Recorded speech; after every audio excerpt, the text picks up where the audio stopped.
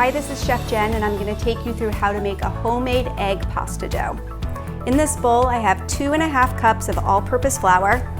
I'm going to dump it on a clean surface and make a little well with my flour.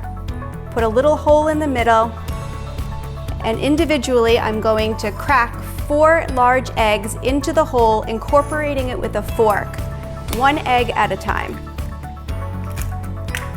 You want to keep the free hand, in my case since I'm righty, my left hand, on the sides of the dough, slowly incorporating the flour into the egg mixture. When the egg won't absorb any more flour, you're ready to crack your next egg.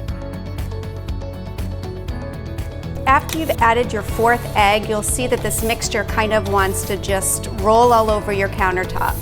Use a bench scraper and just combine the dough together. It's gonna look like a mess and that you did it wrong initially. Just keep on working that dough.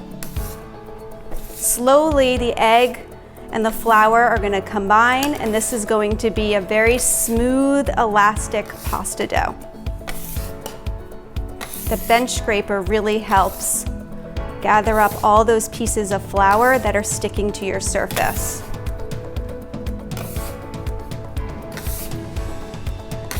Once this thing won't walk away from you anymore, just use both of your hands and start to knead it.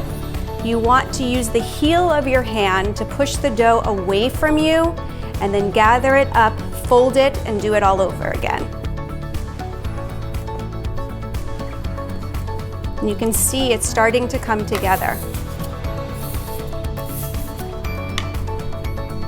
After a couple of minutes of kneading, the dough is going to be a little lighter in color, and it's going to be soft and not so sticky anymore. Depending on the humidity in your house, you may need to add a little bit more flour.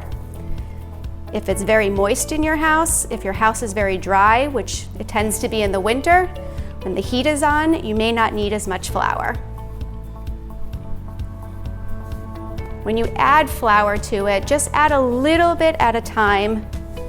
If you end up adding too much flour, just add a couple of drops of water, and that'll loosen the dough a little bit. I'm gonna knead this for another probably 5 minutes. It's best to do this by hand, although there are stand mixers that have a dough attachment, but it's fun, the kids like to do it, and it's very rewarding. So after you've kneaded this for about 5 minutes, just form your dough into a ball. You're gonna see that there's no pieces of flour, everything looks uniform. We're gonna wrap this in plastic wrap, and then it needs to rest for about 30 minutes.